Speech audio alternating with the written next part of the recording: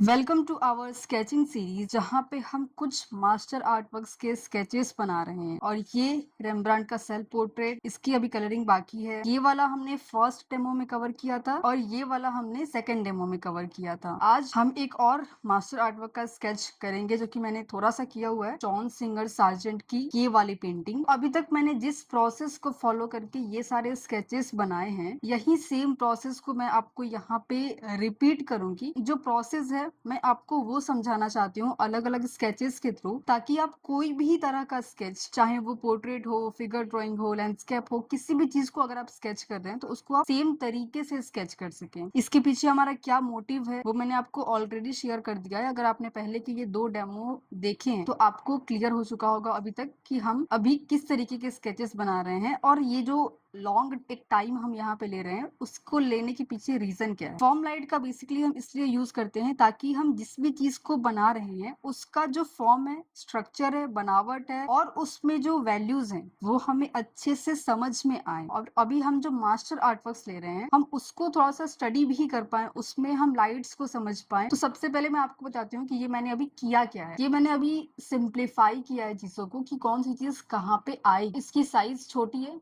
But हमारा paper थोड़ा सा बड़ा है, तो साइज इंक्रीज करके हम यहाँ पे अपना स्केच बना रहे हैं। यहाँ पे सबसे पहले मैंने ये देखा, ये जो हेड का स्टार्टिंग पॉइंट है ये मुझे अपने पेपर पे कहाँ चाहिए। ये जो हाथ का एरिया है और ये जो एंडिंग पार्ट है ये कितने दूर होने चाहिए और वो कहाँ पे बनेंगे। और उसके बाद मैंने इसको कंपेयर किया कि ये जो पूरा विड्थ है अगर हम इसको लेंथ से कंपेयर कर दें तो ये कहाँ तक आना चाहिए। तो ये वाला पार्ट यहाँ तक आ रहा था कि जितना मैंने इसको डिसाइड किया था कि मुझे अपने पेपर पे इतना मुझे विड्थ चाहिए। अब इसी को जस्ट मैंने इस तरीके से मेजर किया और इसको मैंने इस तरीके से यहाँ पे प्लेस कर दिया। उसके बाद मैंने इसका सेंटर निकाला। ये जो पूरा एक लाइन हमें यहाँ पे दिख रहा है, अगर हम इसका सेंटर निकाल दें तो क्या इसके सेंटर में ही हेड आ रहा है। इसके सेंटर को जब हम नीचे की तरफ लेकर के जाएंगे तो हाथ इससे कितना दूर है, इसका ड्रेस इससे कितना दूर है, फेस कितना दूर है। और जब हम इसको आधा कर रहे हैं तो ये यहाँ पे आ रहा है जहाँ पे इसका ड्रेस का ये वाला पार्ट शुरू हो रहा है। तो मैंने इसको ये ड्रेस वाले पार्ट को यहाँ पे बना दिया है। और ये वाले सेंटर को जब हम ऊपर की तरफ लेकर के जा रहे हैं तो यहाँ से फेस का जो सेंटर है हल्का सा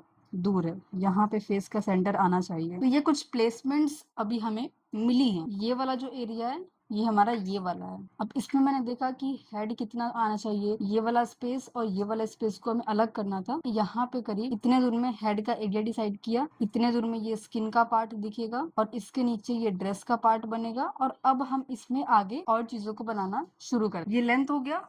अब हम इसका विड्थ देखते हैं कि कहाँ पे आ सकता है विड्थ। अभी हम पूरे इसके बाल के पार्ट को भी ले रहे हैं जो कि ऊपर से ये काफी वाइड दिख रहा है, इसीलिए इसका शेप इस तरीके का अभी ओवरऑल हमें देखने में लग रहा है। तो हम आगे और रेक्टिफाई करेंगे तो वो और समझ में आएगा। स्टार्टिंग से ही आपको अपने स्केच को पूरा कंप्लीट करने पे फोकस नहीं करना है। अभी बस बेसिक सिंपल शेप्स में आपको डिफरेंट डिफरेंट पार्ट्स को कवर करना है ताकि वो आपके लिए आसान हो पाए। उसकी आउटर बाउंड्रीज को आप डिसाइड कर पाए सबसे पहले। उसके बाद जब आगे के और स्टेजेस होंगे वहां पे हम और चीजों को ऐड कर सकते हैं, बट जब तक ये स्टेज सही नहीं है तब तक आप आगे कितना भी वर्क कर लें आपका आर्टवर्क उससे अच्छा नहीं दिखेगा। अब हेड के नीचे हल्का सा साइड में यहाँ पे हमें नेक का पार्ट दिख रहा है, ठीक है। अभी ये वाला स्टेज हम लाइट लाइट रखेंगे बिकॉज इसमें अभी काफी चीजें होंगी जो हम चेंज करेंगे। शोल्डर का जो प्लेसमेंट है वो समझना यहाँ पे जरूरी है बिकॉज इधर का जो शोल्डर है ये ऐसे थोड़ा सा नीचे की तरफ है और ये थोड़ा सा ऐसे ऊपर उठा हुआ है। तो इसको हम कहाँ से शुरू कर रहे हैं, यहाँ पे शेडो दिख रहा है जो कि फॉर्म लाइट की वजह से शेडोज यहाँ पे क्रिएट होते हैं। ये ड्रेस का पार्ट हमने ऑलरेडी यहाँ पे मार्क कर लिया था, नेक का पार्ट बन गया। अब ये साइड में कितना स्पेस है, ये वाला हमारा सेंटर है, यहाँ पे ये सेंटर है। इस सेंटर से ये कितना दूर दिख रहा है तो अपने स्केच के साइज के अकॉर्डिंग हम इसके साइज को इंक्रीज करेंगे। और जो डिसीजंस लेते हैं वो क्विक डिसीजंस लेते हैं। हमारा जो डिसीजन लेने की एबिलिटी है वो बढ़ती है। हम जब किसी चीज के बारे में सोचते हैं कि क्या ये नेक ऐसे बनना चाहिए तो ठीक है बना दिया, अब उसमें हम बहुत कुछ नहीं सोच रहे हैं, हमें लग रहा है कि हाँ ये वाला पार्ट यहाँ से शुरू होना चाहिए, बिकॉज अभी हमारे पास उतना टाइम नहीं है कि हम एक एक चीज के बारे में बैठ करके सोचे। अभी हम क्विक स्केच कर रहे हैं, ऑलरेडी हमारे पास कम टाइम है, तो इस कम टाइम के अंदर हमें इस स्केच को कंप्लीट भी करना है और सही रखते हुए भी कंप्लीट करना है। तो जो हम डिसीजंस लेते हैं वो डिसीजंस क्विक हो जाते हैं थोड़े से। जो हमारी जज करने की एबिलिटी है, इसका प्रपोर्शन कैसे बनेगा, इसका एंगल क्या ऐसे है, ये क्या यहाँ से शुरू हो रहा है, इसका प्लेसमेंट सही लग रहा है कि नहीं लग रहा है, ये सारे जो क्वेश्चंस होते हैं, ये सारे क्वेश्चंस जो हम अपने आप से पूछ रहे होते हैं, ये बहुत क्विक हो जाते हैं। ऐसे कई सारे बेनिफिट्स हैं स्केचेस के, इसीलिए इतना इंपॉर्टेंस दिया भी जाता है स्केचिंग को, स्पेशली बिगिनर्स को। अब देखो ये जो ड्रेस का एरिया है, जब हम इसको इधर की साइड में लेकर के आ रहे हैं तो स्लीव्स के पार्ट भी यहाँ पे आ रहे हैं, तो इसको हम एक्सटेंड करते हैं तो यहाँ पे स्लीव्स के पार्ट हमें दिख रहे हैं। यहाँ से ऐसे हल्का सा एंगल इसका चेंज हुआ है। अब देखो कई बार जब हम हाथ बनाते हैं,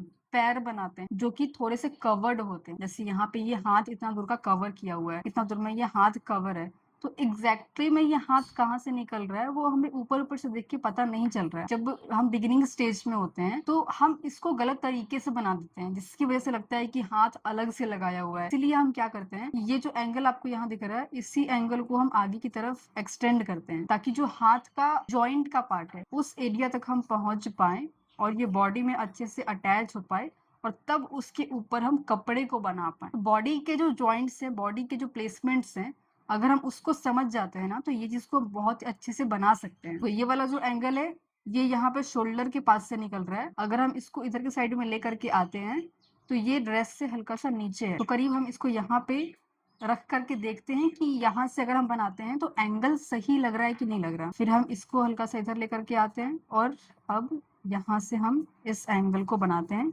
जो कि हमें सिंपली अपने रेफरेंस में दिख रहा है। इतने दूर का जो पार्ट है ये स्लीव्स के अंदर आ रहा है, तो इसको हम फिर कवर कर देंगे। ये हल्का सा एंगल यहाँ पे अलग है। ये सब जो पार्ट्स है ना कि हम प्लेसमेंट्स जो कर रहे हैं, डिसाइड कर रहे हैं कि ये कहाँ पे बनना चाहिए, वो कहाँ पे बनना चाहिए, ये सब पार्ट ही सबसे इम्पोर्टेंट होते हैं। ज्यादातर हम बिगिनिंग में यही सब पार्ट को इग्नोर करते हैं। हमें लगता है कि भाई इसमें आईज कैसे बनेंगी, इसमें लिप्स कैसे बनेंगे, इसमें शेडिंग कैसे होगी, हम वो सब ज्यादा सोचते हैं अपने बिगिनिंग स्टेज में। इसलिए इतने सारे प्रॉब्लम्स हम फेस करते हैं, इसीलिए हमारे बेसिक्स वीक रह जाते हैं। अभी जिस चीज को हम बना रहे हैं वो ज्यादा इम्पोर्टेंट है, और इसी की वजह से आपका जो मैक्सिमम वर्क है या तो वो अच्छा बनता है या तो बेकार बनता है। अभी ऐसा नहीं है कि ये एकदम फिक्स्ड है कि इसको हम यहीं पे अब बना दिए हैं तो ये यहीं पे रहेगा। तो नीचे का ये जो पार्ट है, जब हम इसको एक्सटेंड करते हैं तो ये जो पिल्लो का पार्ट है, तकिया जो रखा हुआ है यहाँ पे, उसका एंगल यहाँ पे आ रहा है। इधर का एंगल देखो आप, इसके डिटेल्स में नहीं घुसना है कि ये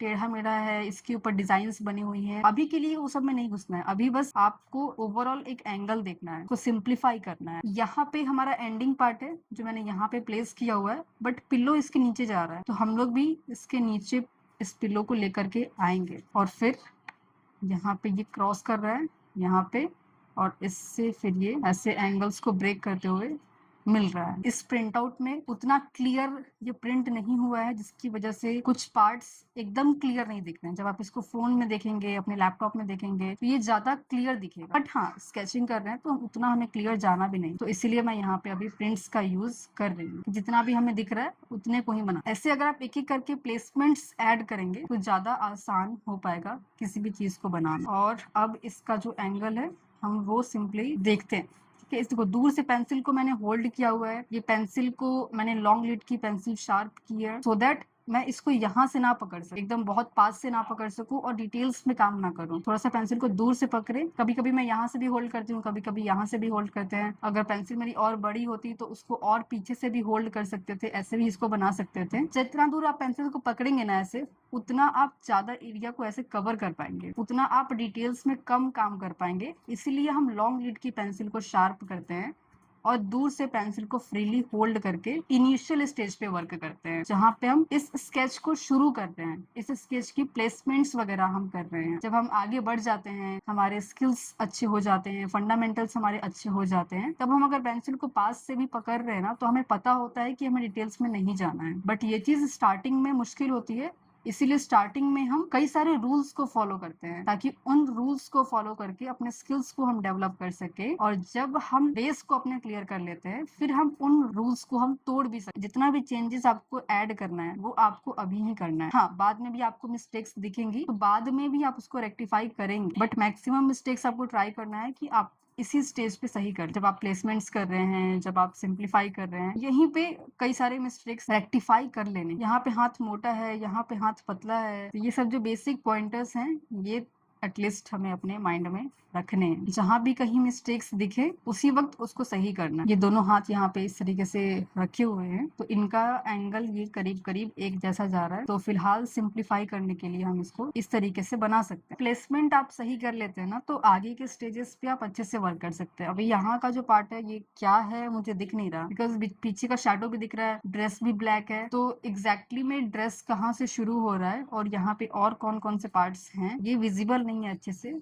तो मैं इसको अभी के लिए ऐसे ही रफली बना देती हूँ। कुछ देर के बाद जब मैं इसको अपने फोन में या फिर लैपटॉप में देखूंगी तो फिर मैं इसको बाद में सही कर दूंगी। अब देखो ये जो पीछे लाइन दिख रहा है ना इसके सोफा का, अगर हम इसको बना देते हैं ना तो इसको बनाने से भी बहुत सारी चीजें हैं जो हम सुधार सकते हैं और पता कर सकते हैं कि कहाँ पे मिस्टेक्स हो रही हैं। सबसे पहले एक एरिया आप डिसाइड कर लो कि इसको शुरू कहाँ से करना है। तो मैं इसको यहाँ से शुरू करती हूँ क्योंकि मुझे लगता है कि ये वाला पार्ट मैंने सही बनाया हुआ है। अब ये एक स्ट्रेट लाइन है, तो जब ये स्ट्रेट लाइन ऐसे जाएगा और जितना जितना पार्ट इसमें हमें दिख रहा है, जो जो प्लेसमेंट इस लाइन की हमें दिख रही है, अगर वही सेम प्लेसमेंट हर एक जगह पे हुई मतलब कि जो हमने अभी तक बनाया है वो सही बना है। आई होप कि आपको ये चीज समझ आई। एल्बो से हल्का सा अंदर ही ये खत्म हो गया है, तो यहाँ पे हम इसको इसके सोफे के एरिया को, फिर यहाँ से एक और पिल्लो रखा हुआ है, ये जहाँ पे हाथ है, हाथ को जब हम इधर की तरफ लेकर के आ रहे हैं तो हल्का सा हाथ के नीचे में इसका एंडिंग पार्ट, ये हो गया हमारा फर्स्ट स्टेज की मार्किंग्स। अभी कुछ कुछ एरियाज जो मुझे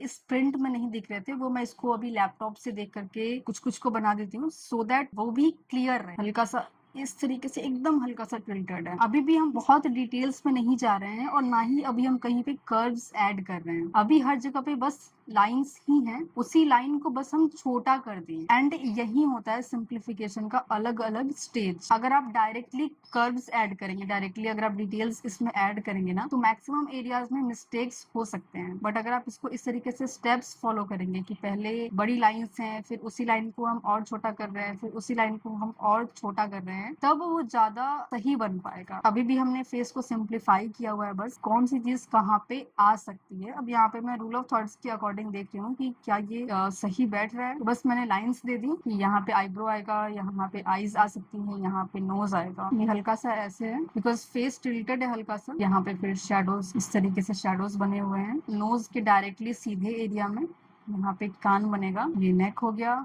नेक में यहाँ पे ऐसे है, फिर हल्का सा ये राउंड होते हुए यहाँ पे आया हुआ है। ड्रेस का एरिया हमने ऑलमोस्ट ठीक बनाया है, ये वाला यहाँ का स्टार्टिंग पार्ट जो पहले हमने सिंप्लीफाई किया था ना उसी पे हम बस हल्के हल्के से चेंजेस ऐड कर रहे हैं, कुछ बहुत चेंज नहीं कर रहे हैं। थोड़ा सा इसी को इधर कर दिया, थोड़ा सा लाइन्स को इधर कर दिया, उसमें और कुछ चीजों को हमने बना दिया। उसी के बेस पे फिर डिटेल्स बनेंगी, उसी के बेस पे फिर आप जो भी चाहते हैं अपने स्केच में ऐड करना, कलर्स ऐड करना, शेडिंग ऐड करना, तो फिर उसी के बेस पे वो बन पाता है। और मैक्सिमम जो मिस्टेक्स होती हैं वो इसी स्टेज पे होती हैं, इसीलिए इसको मैं ज्यादा अपने लेसन्स में कवर करती हूँ बिकॉज कई सारे लोग इसी चीज को इग्नोर करते हैं, इसी चीज को अच्छे से सीख नहीं पाते हैं। यहाँ पे एक पेंडेंट है, ये भी यहाँ पे सेंटर में आया हुआ है जो कि मुझे इस प्रिंट आउट में नहीं दिख रहा था, बट अभी ये मेरे लैपटॉप में दिख रहा है ऐसे है। और यहाँ पे इधर ड्रेस का पार्ट, अभी इधर के जो एरिया के पार्ट्स है ना ये लैपटॉप में भी अच्छे से नहीं दिख रहे हैं, तो उतना उसमें डार्कनेस यहाँ पे ऐड किया गया जिसकी वजह से। तो पहले पिल्लो का हम एरिया देख लेते हैं कि ये पिल्लो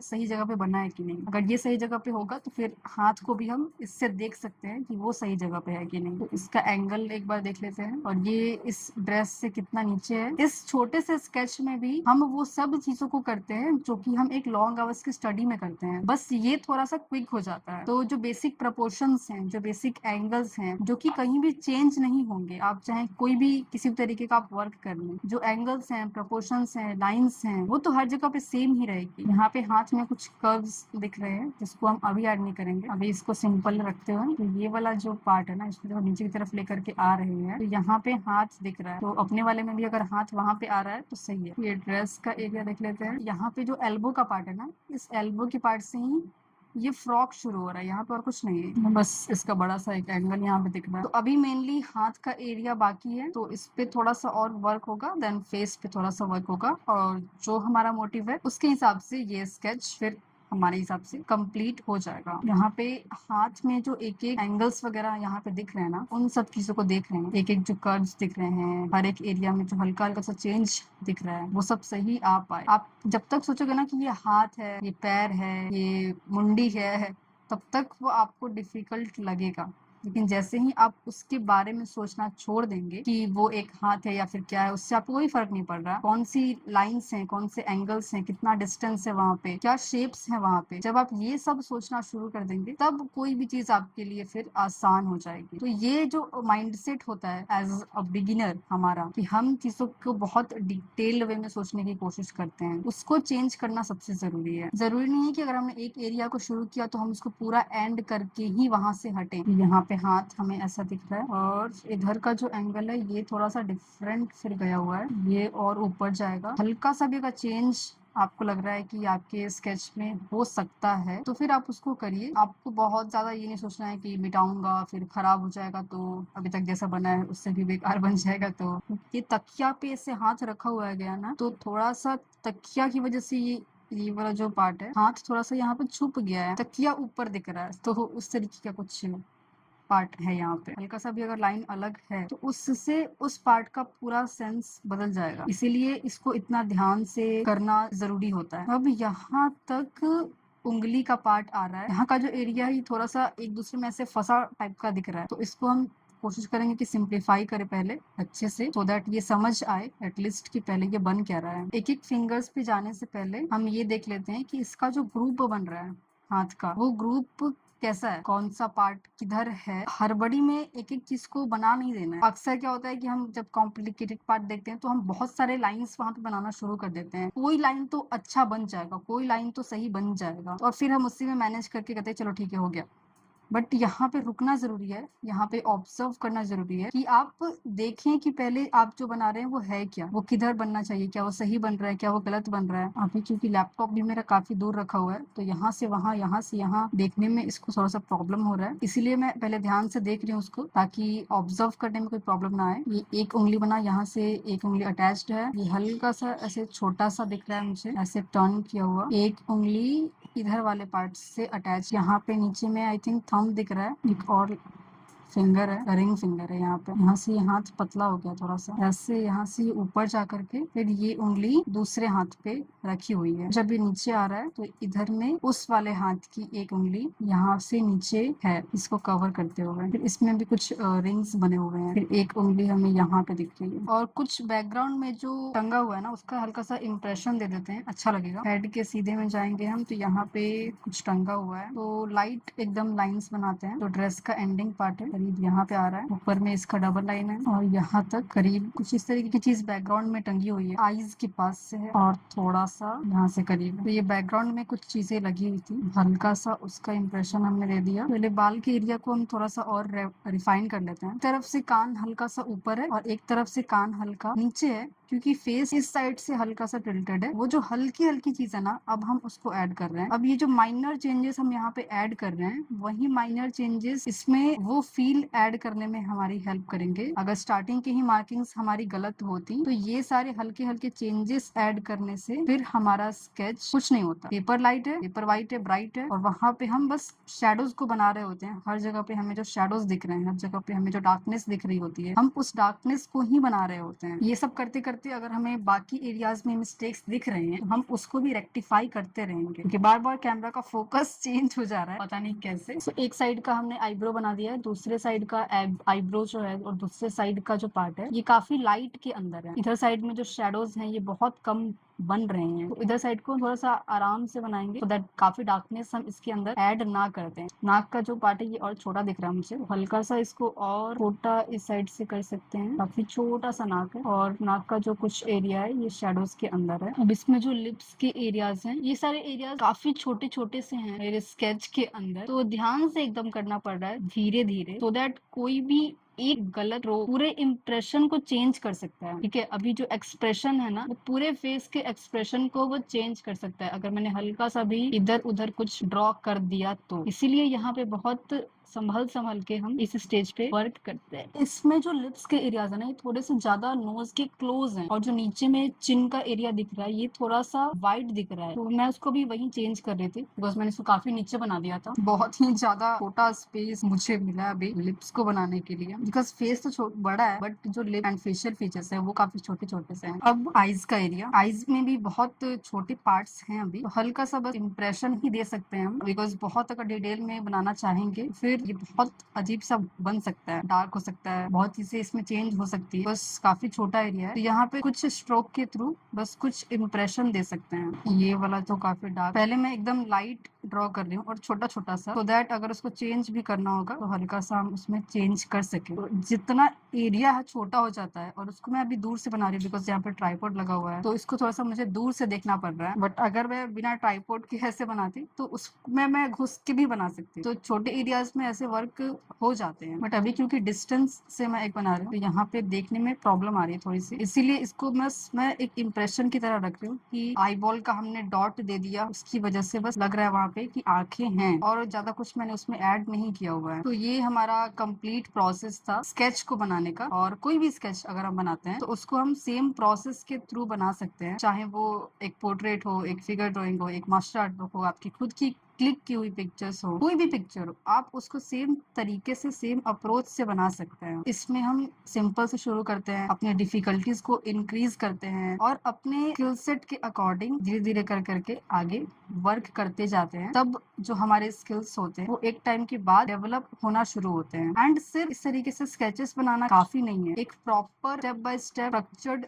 फंडामेंटल्स के ऊपर लर्निंग इम्पोर्टेंट है, ताकि बेस भी क्लियर रहे। सिर्फ स्केचेस बनाए नहीं, हमें पता भी हो क्या होता है step by step structured knowledge, so that उसकी वजह से जो हमारा बेस स्ट्रांग हो रहा है उससे हमारे स्केचेस इम्प्रूव हो। तो हमारी जो कंप्लीट सीरीज है स्केचिंग के ऊपर, जिससे अभी कई हजारों लोग प्रॉपरली सीख रहे हैं स्केचिंग के ऊपर क्या बेसिक्स होते हैं, अगर आप पोर्ट्रेट स्केचिंग कर रहे हैं, फिगर स्केचिंग कर रहे हैं, तो उन सभी के बेसिक्स क्या होते हैं, लाइफ स्केचिंग करना, और स्केचिंग के क्या क्या पॉइंटर्स इंपॉर्टेंट होते हैं स्केचिंग में, ऐसे कई सारी चीजें हमने उस कंप्लीट सीरीज में अपनी कवर की हुई हैं। आप अगर चाहें तो उससे स्टार्टिंग से एकदम शुरू कर सकते हैं, ताकि आपका बेस स्ट्रॉन्ग होना शुरू हो, आपको पता हो कि कैसे क्या होता है। इस व्हाट्सएप नंबर पे आप अपना नाम और स्केचिंग लिख करके सेंड करेंगे तो वो कंप्लीट सीरीज आपको मिल जाएगी। एंड अगर आप सीरियस हैं आर्ट को लेकर के, अभी आप प्रॉपर एक क्लैरिटी चाहते हैं, प्रॉपर अगर आप सीखना चाहते हैं, तो भी आप इस व्हाट्सएप पे कनेक्टेड रहिएगा। अभी ऐसे कई हजारों लोग हैं जिनको हम step by step structured way में गाइड कर रहे हैं। सो अब हम आपसे मिलते हैं अगले लेसन में, तब तक ये सब चीजों के ऊपर वर्क करते रहिए। Thank you so much for watching.